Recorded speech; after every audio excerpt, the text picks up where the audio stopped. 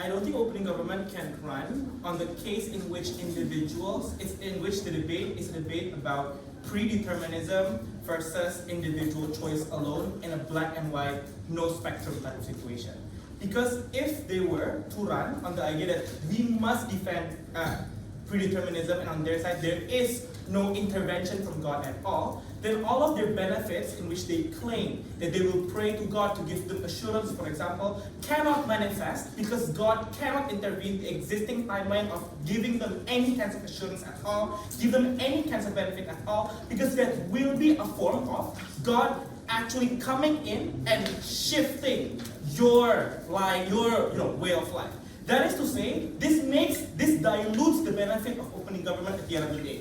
That's why the debate needs to be on the idea that is more, gray area, in which there is a level of individual choice done that was brought by Leon, but there is also a level of God intervention as well coming from them, right? The question becomes, which should be prioritized and which should be the main focus of what religion thinks is the most important and the source of sin at the end of the day that needs to be focused. I'm gonna tackle opening government's biggest heart, in which they notice, they only play on the very radical spectrum of how individuals are going to create harm, while we posit that all the religion should maintain and attract to those who are actually the gray area, which is the bigger chunk of religious followers at the end of the day. Which means I think this is to flag that the harm of message coming to people from OG is only to a very small margin at the end of the day. So let's analyze this. What they claim that radicalism will happen worse. I think radicalism does not happen in a vacuum in which there is,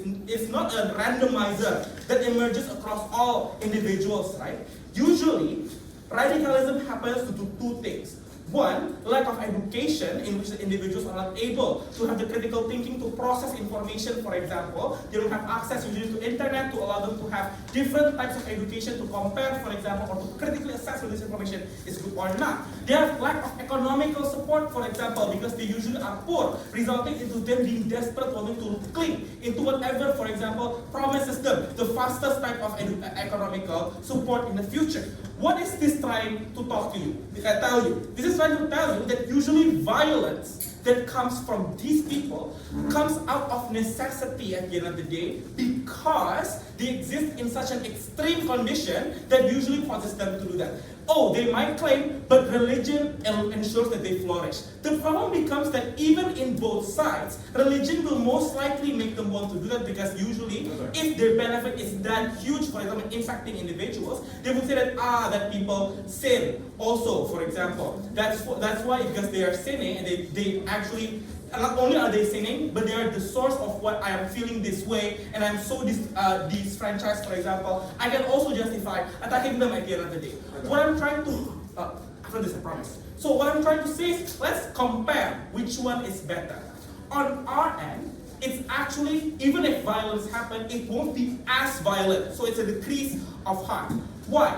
Because on our side, it's not an active choice. We say that it's because, they are actually affected, for example, by the world in and of itself, which is already inherently evil. So even if, for example, we're talking about individuals who say that, I am a religion A, and I say that religion B is sinning, for example, I will say that they are sinning not because of their control, and I say it's not because of them individually, but because the world impacts them to be that way.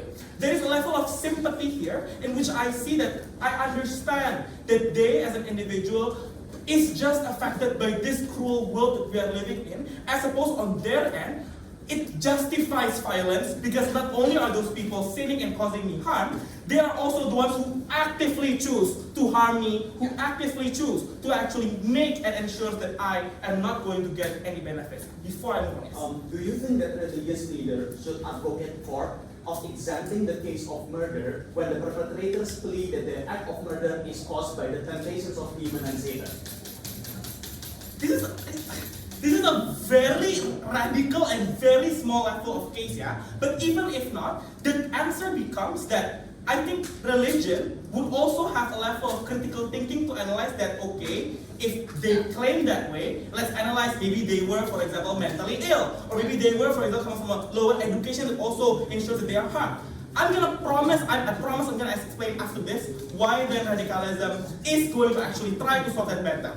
But the conclusion of this point is to talk to you that the degree of harm here manifests worse on them and actually than it does on us. We claim that it's a mutual thing, but we engage by saying that at least the harm is not as bad, as opposed to on your end it's justified violence. So engaging to that BOI and engaging to, I think, Batara's point about why this actually ensures that we are going to limit the harm that structurally happens, yeah?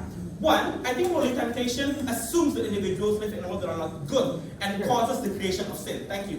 Why? Because this looks like that Christians are portrayed, for example, as holy. Well, the world, for example, is inherently sinful, therefore they need to portray this image of holiness. Because that is image of Jesus, for example, at the end of the day.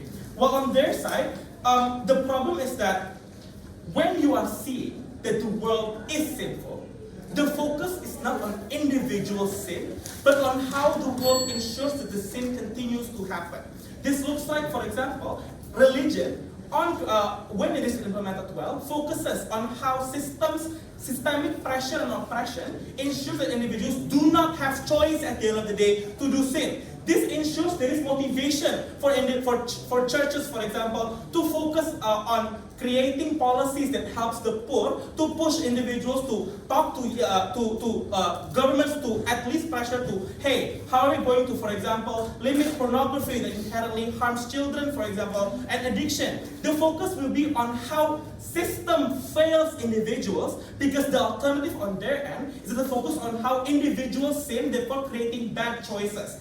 This is horrible on their end because it ensures unsustainable solution due to only focusing on individuals' action and choices, claiming that that decision maker is bad, that leader is good. We should vote for this leader because this leader does not commit sin, for example. This is bad because it ensures that the discussion is not on value but on individuals' actions and past. Well, we need to discuss on what kind of policies ensure sin doesn't happen. Only when you focus that the world is inherently at fault, therefore discussion needs to be focused on that. That's why we oppose.